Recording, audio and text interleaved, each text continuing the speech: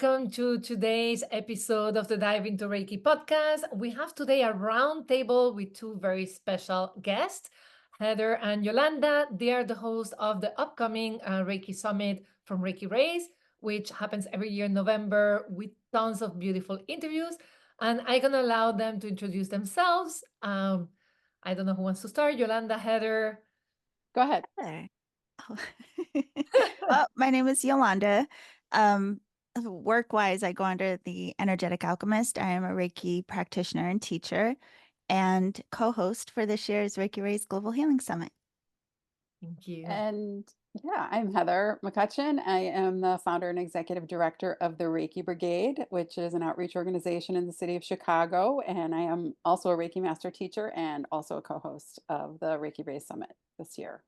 And both of you have been on the Dive Into Reiki podcast. So on the notes of the podcast, I'll include the links to past interviews so you can find out all about their journeys and their wonderful wisdom that they were kindly sharing with the podcast.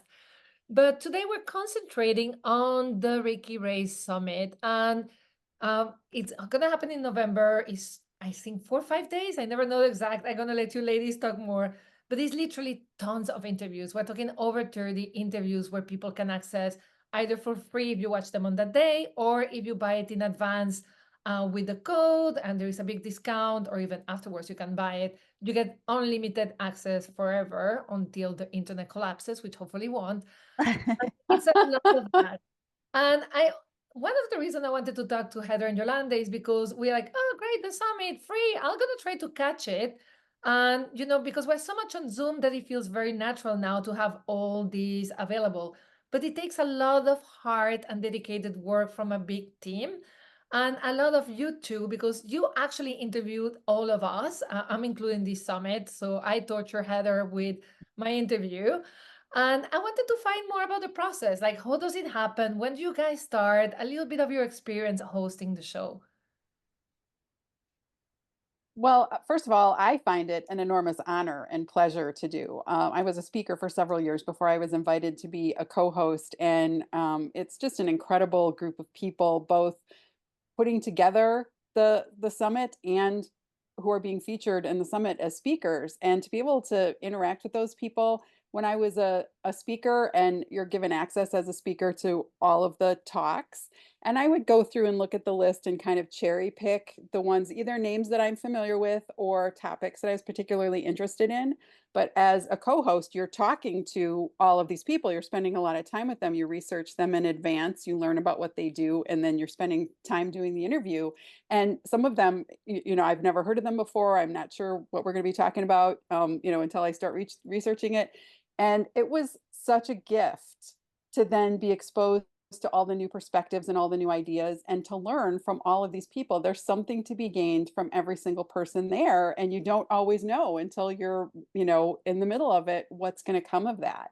So it's been a tremendous gift to me, just to be able to have access to all of that, and to be able to present that out to the world via the Reiki Rays Summit. So it's just a phenomenal resource for people. I liken it to getting 35 free Reiki classes from gifted Reiki visionaries from around the world. So when you say, yeah, there's a lot of content out there, but this is very specific content from very specific people.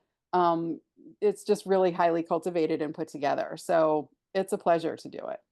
Oh.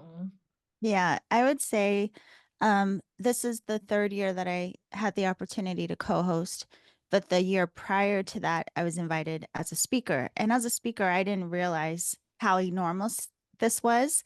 And the same as Heather, I would see the list of people and click on who I was familiar with. And then having the opportunity to co-host, my mind was blown. My mind was blown at the amount of work that goes into this. I mean, also considering the teachers and practitioners are literally from around the world. So it's also scheduling, when can you meet and have these interviews with all the time differences. And then, there's so much work that the Reiki Rays team does to put this together. They have to do editing.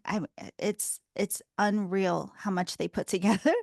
But it is a lot of fun. And one of the things I loved about it or do love about it is it includes all lineages. So you really do have this opportunity to learn all kinds of things that you may not have learned in your particular classes.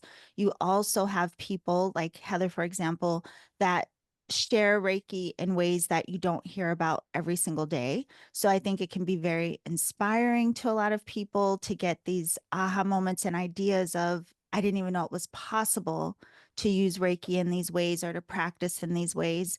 Yeah, but definitely co-hosting, you get to meet so many incredible people. It is a lot of work, again, especially with the time differences. You might have very strange times to be doing these interviews. Um, it's a incredible process, and also probably people don't know it takes a few months to do these interviews. It's not just like a 1 week and done. Heather and I will start in the spring, and as you know, it doesn't launch until the fall, so it does take a bit of time, and but it is an incredible process. Yeah, we had interview Heather, I think either in April, May. And then I have to say, as a speaker, one thing I like is I get before it goes up, I get to have my interview, I can see it. In my case, I don't see it because I'm horrified. I have a thing I don't like to watch or hear what I say. But I can read the transcript, make sure like I actually fix it a little bit so it's less spoken and also transcription. So as a speaker, you also have a quality control that makes me feel very safe. Like if I had the guts to say me and say like, I want to cut that, that will be out. So that also as speakers, I think you feel you're in good hands. But also again, the questions are agreed. There's a lot of respectful interaction with the hostess and the speakers, which I think is kind of cool as well. Yeah. Yeah, So you mentioned the comfort level. Sorry. no, go ahead, go ahead. You mentioned the comfort level. I've had the honor of speaking with a few people where English is not their first language, and they were very reticent. They've been invited, they want to participate, but they have hesitation. Am I going to be embarrassed? Am I going to make a fool of myself? How's this going to go? And they're very comforted by the fact that, if you make a mistake, we can correct it. And for the most part, I'm the one making the mistakes when I'm reading people's bios, mispronouncing things, whatever. I'm the one who needs to be edited. But we've had wonderful experiences with people, and the feedback is that they do feel very supported and comfortable participating. And that's fantastic, because then we just get more voices that way. You don't want people to feel, fear about presenting their information if they have something of great value to present. So it's a great process. I love that you mentioned that because often we have on the podcast people who speak good English. I was in France teaching a class, and there were many amazing Reiki masters and teachers with lovely experience to share. They are not fluent in English, right? So I think the fact that this platform also is friendly and supports people like, okay, just go slowly. You can make mistake is also helping people that we don't hear. So as Yolanda said, we hear from the whole globe, and we don't have this English speaking version of Reiki practitioners, which is probably where we get most of information, more books are published.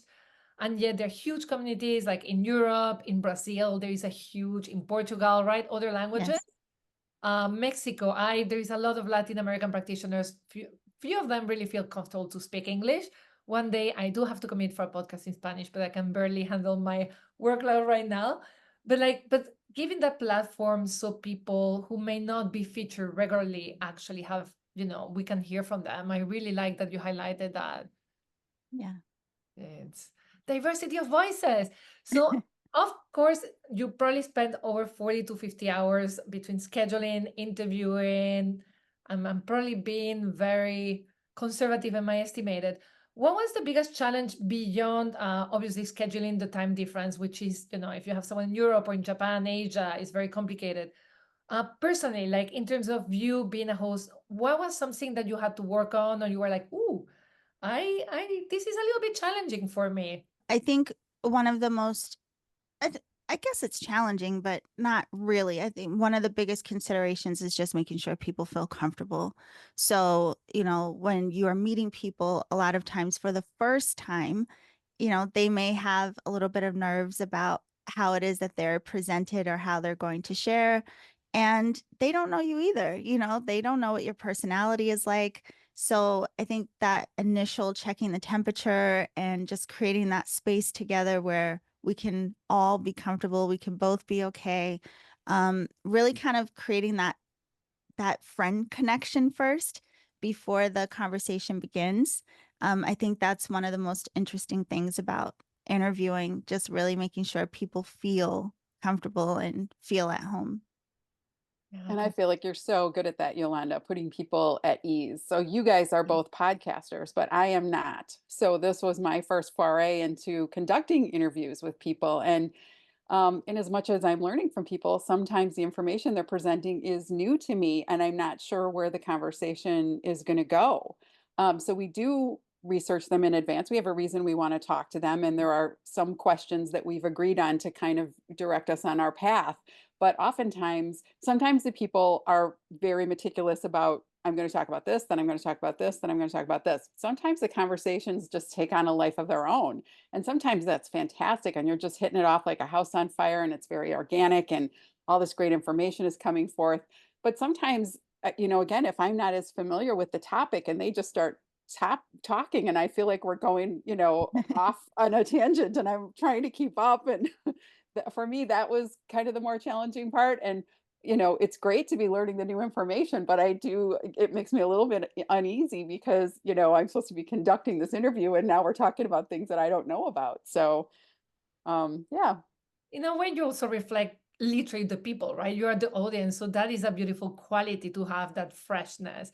My tip for that, and that's I learned as a journalist, having to interview, I was very young, very big ego CEOs, mostly males.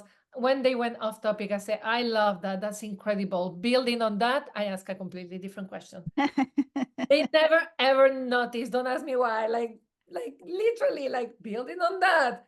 We're talking about like trees now, and people is like, okay, building on that. So that's one thing I'm sharing here. Because again, the interview is right. You don't want to tell them like you're completely insane and making no sense, or you're going to somewhere where people really you're gonna lose people, right? Because they're excited about the stuff. So yeah, I love that. Or as we But were that's the talking, sauce. That's the special sauce, the excitement and the enthusiasm. And that's what you want to yes, convey. So you definitely want to follow that.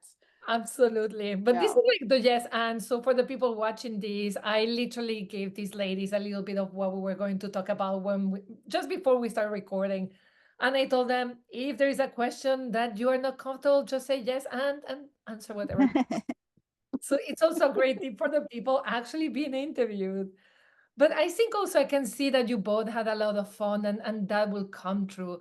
And one thing I wanted to ask you, and it can be a theme, it can be something that happened during one of the interviews. What was like your main takeaway of this year's cohort of interviewees? What was like a trend or something that really touched your heart? Or nothing? Well, I can say some. It was my second year as co-host, and last year I was nervous and felt like I was, getting my sea legs, figuring out how to do it. And this year I felt a little bit more comfort level. So whenever I was talking to somebody who was referring to some kind of technique or practice that they did, whenever it was applicable, or I thought it might be beneficial to the viewers, I asked if we could do a demo right here, right now, in the middle of the interview. So several of the interviews that I did have actual practices or actual techniques that we'll walk through, whether it's a visualization. The one that's popping to mind right now is I interviewed Kim Chesney from Intuition Lab. So she's all about quantum healing with intuition. And she was, talking about various things. And I said, well, can we do an experience of that? And she talked me through a guided visualization. It was about decision making, where, okay, you have a choice between two things. So have a visual for this and a visual for this, and look at both of them and ask the question. And then the feedback was so visible and so obvious in terms of intuitive feedback for anyone to conduct this practice and anyone to use their intuition for any decision making, which just blew me away. That just right there in the middle of the interview, she could talk me through that. And it was so obvious for me. And I'm so excited for all the viewers to see that and practice that and incorporate that into their life. So for me, that the actual, replicable practices and exercises was a theme that I incorporated whenever possible. And that was really fun. I love that. And I'm checking out that interview like as soon as I can. Definitely do. Yes. Yeah, she's Kim Chesney. She is incredible. Um, I think for me, what's always interesting is there is a theme. There's always a theme for the summit. And I would love for people to know, don't think that the interviews are kind of like pigeonholed into what that theme is. I mean, even with what Heather just shared, there's a variety of topics that go even beyond what the title of the summit may be. And so interestingly, I think I had several people talk about Reiki within the healthcare system, trying to get it more um, as an offering for patients, which I thought was very interesting. There's a big push for that. A lot of people are focused on that right now. Again, like I mentioned, I feel like there were so many people who spoke about interesting ways that Reiki is being used. Like I spoke to Joao in Portugal and all the work that he's doing there. And then I got to interview Heather and the incredible work that she does. So I think that people will be surprised at the variety of topics that range. Like you said, I mean, it's intuition, it's Reiki, it's how to do different practices that you may not have thought of or heard of before, but also the history of Reiki, which was an interesting topic that came up again as well.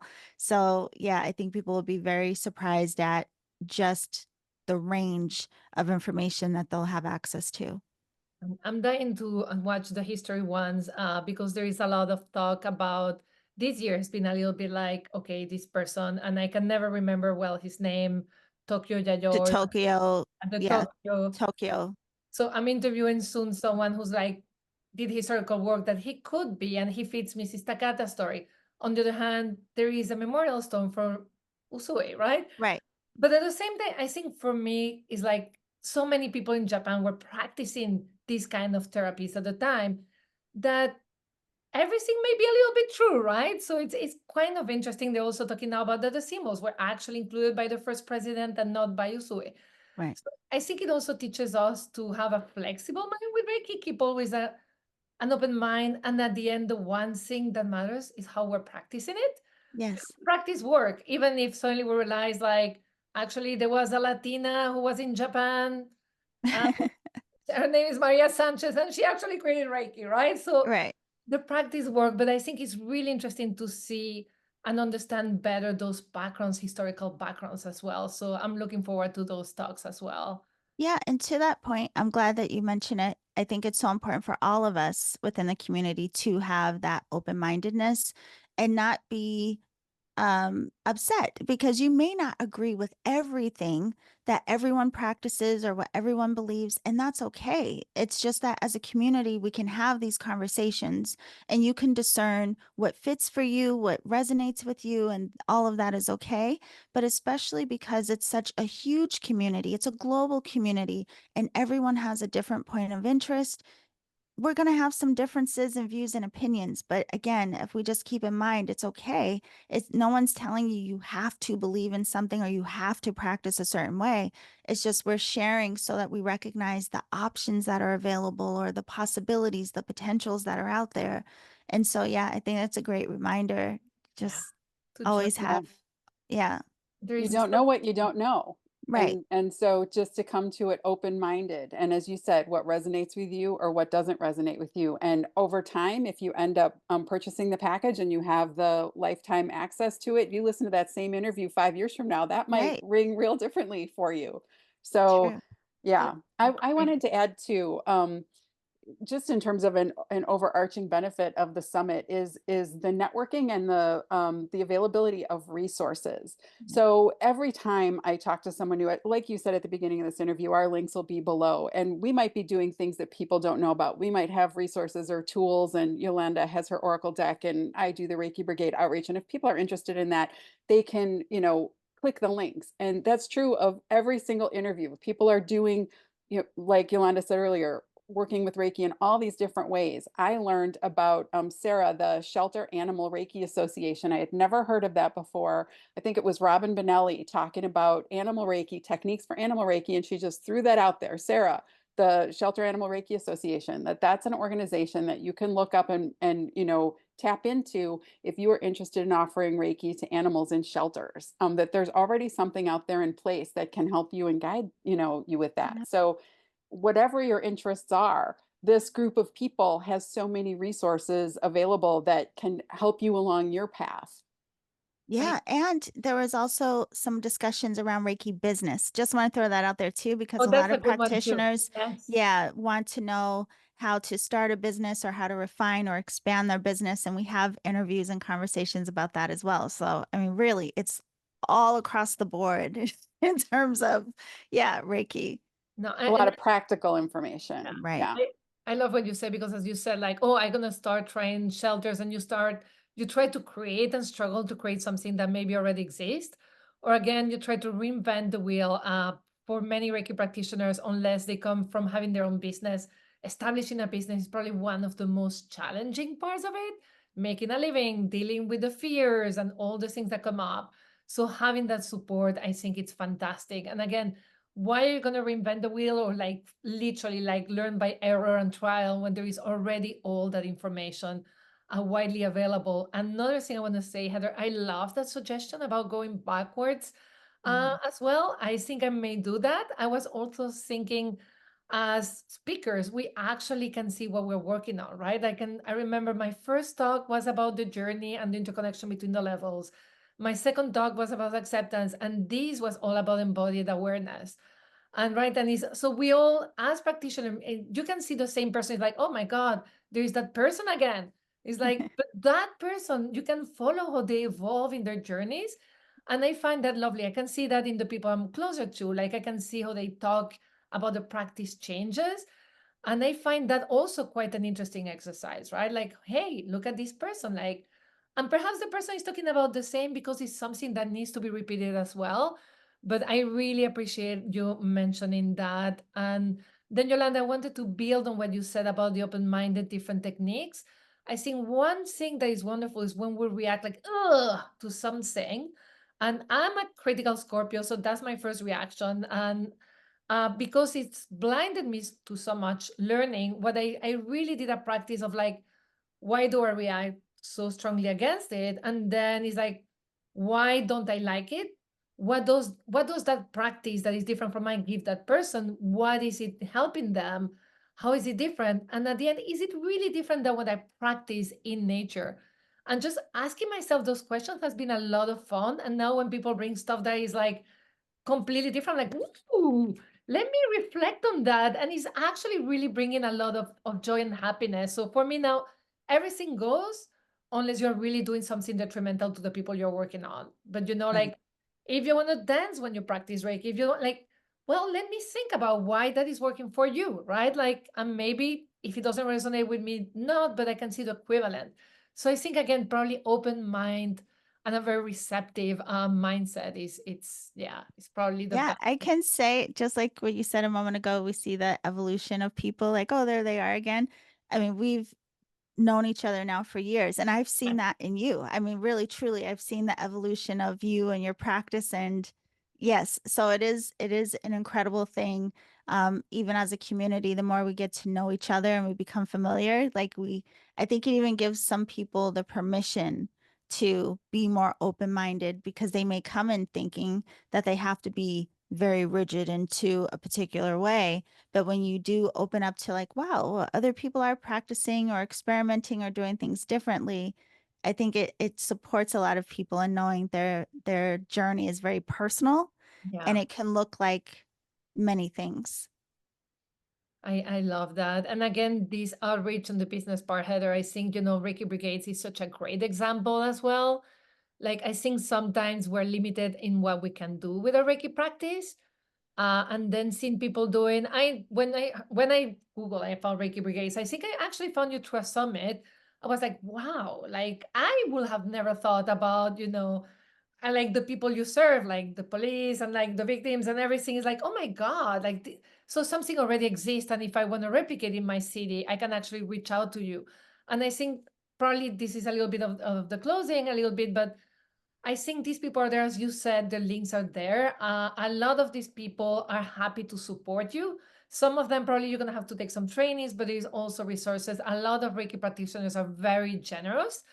That doesn't mean you should take advantage of all of them. You also have to respect their time and energy, but they usually share a lot. They have more interviews. Some of them have like materials available or trainings that are probably very affordable that can really cut a lot of effort and bad experiences because you will have like the tools to do what you want. So that's another thing I think is very important.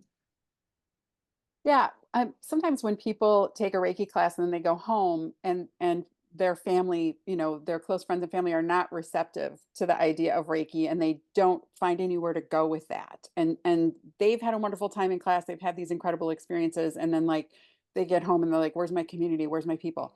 This is your community, this is your people. And we're so blessed now to have the internet and social media available that people can click and follow and have conversations and comment out there in the public where other people can see it to expand, you know, the voice and the chorus about Reiki. And I just strongly encourage people to do that as well. These people, you know, they support social media channels that have incredible information and can be so inspiring and educational.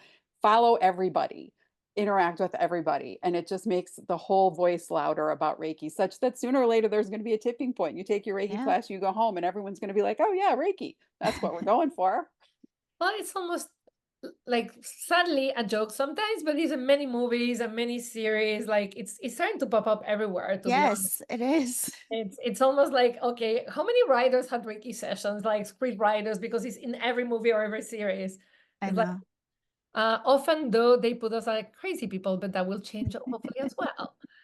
But I am so grateful to you both to take even more time for the summit and you know, like do this interview with me and this roundtable.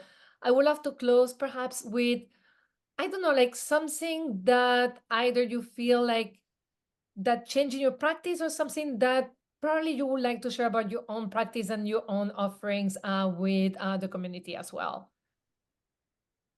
And you can take a moment because this is a new question I didn't put before, but it just came up. I mean, for me, I would say I love the summit because of the diversity. That's one of the main things I love so much about it. The diversity, not just in people, but also in the practices. And like I said, I think having exposure to all of these different teachers and practitioners, just in one space where you can, like you've mentioned several times, you can go back and re-listen and explore because it's a lot of content. And for me, it's just been so, I want to say, like, gives you like a breath of fresh air with your practice. You know, for sometimes people will get stuck. They don't trust their practice. They don't know if they're doing it right. They may have been doing it for a while and it becomes a little too routine for them, whatever it may be. I think this kind of access, it gives you like this reinvigorating feeling around your practice and what is possible. Also, for people who have been practicing for a long time, we don't know it all. You know what I mean? So Yeah. it's like you can learn no matter what stage you are in the game. And it just reminded me too of interviewing Heather. She talked this year about CEUs, which I know a lot of practitioners don't know is a possibility. So yeah, I mean, I just love that. I think it keeps our practice fresh. It gets the conversation more expanded. And I think for a lot of people, it'll help them have more comfort in their practice, more trust in their practice, gaining more confidence just overall. That's what I love about the summit so much. Perfect. And I have to say personally, your oracle was the last thing. Yolanda has a beautiful oracle, was the last thing I packed into my box because I kept it out as long as I could. Oh, So of course, you have a lot of beautiful effort, like offerings beyond the summit. Again, Yolanda's link will be there. And beyond Reiki, there is a lot of like you have like your Patreon. You also have your oracle. Is probably the only one I kept. I donated like 5. So I really check because it's very much about like internal work, inner work. It's not yes. an oracle to guess like if you're gonna date the neighbor or not. No. But it's beautifully done. Obviously, as an illustrator, I completely go for it. So I really encourage people to reach out to you. Although Everybody who listens to my podcast knows you probably more than they know me. So, but just as a reminder, Heather, who was it for you? Um, I would just, I mean, Yolanda said it so beautifully, just that no matter how long you've been practicing Reiki, there's mystery and every day is a school day and there's so many different directions you can come at it and everybody is approaching it in their own unique way and experiencing it in their unique way. And to learn from people can just only expand your own mind and understanding of it in your own practice. So, um, when I learned Reiki, I was in this like vacuum of information. Just, I want to learn everything. I read hundreds of books. I took all the classes, Akashic record reading, Reiki, mediumship, all the things. And then I kind of reached a point where like saturation. Okay, now I need to share what I've learned. This has been so valuable and important for me. And I spent years teaching, not pulling in any new information. Now I just pulled in a ton of new information. So there was a lot. But then now the summit is like, okay, now I've reached this balance where I'm constantly growing and learning and expanding and making little shifts and changing the way I think about Reiki, changing the way I practice Reiki. And it's a really comfortable place to be. And the validation of, we're all on our unique path. I'm doing the outreach thing. People are doing animal Reiki. People are working with angels. People are doing mediumship, whatever all is happening. But the validation of whatever you're experiencing, there's someone else out there who's like, yep, me too. Yep, me Yes. too. We've got you. We're your people. So I love all of that. And I found that of incredible value about the summit. I love. And you're based in Chicago and you also give a lot of trainings, teachings. You do them in person if I'm not wrong. So I really also encourage always people to train in person if they can Yes. or hybrid. But you also do a lot of outreach. So really, if you're probably in Chicago, because your outreach are mostly in Chicago, right? The Reiki brigades, they're all Reiki Brigade is in Chicago and Chicago suburbs. I do, the Reiki Brigade now offers level 1 classes. I have my private practice, but I've shifted all my level 1 energy over to the Reiki Brigade so that the people that we're offering Reiki to have an option to come and take the class, and that's available online as well. So we do teach hybrid classes. So from anywhere, people could take our level 1 class, but it is going to be a lot of people from Chicago sitting in front of me. No, I really like, I think that's a fantastic initiative. So again, if they can reach out to you, that is wonderful. And you're gonna see a lot of these ladies during the summit. They're gonna be probably half and half of the interviews will be either Heather or Yolanda. I appreciate you ladies so, so much. In my case, I've had interviews for the summit with both of you. You both made me feel super safe and supported, so I appreciate it. And any questions, just reach out. You're also on Instagram, both of you. So social media, their emails, or I can always put you in contact if you have any questions. There will also be the information about the summit on the notes of the podcast. Thank you so much. Thank Thank you you, so much for having Nathalie. us.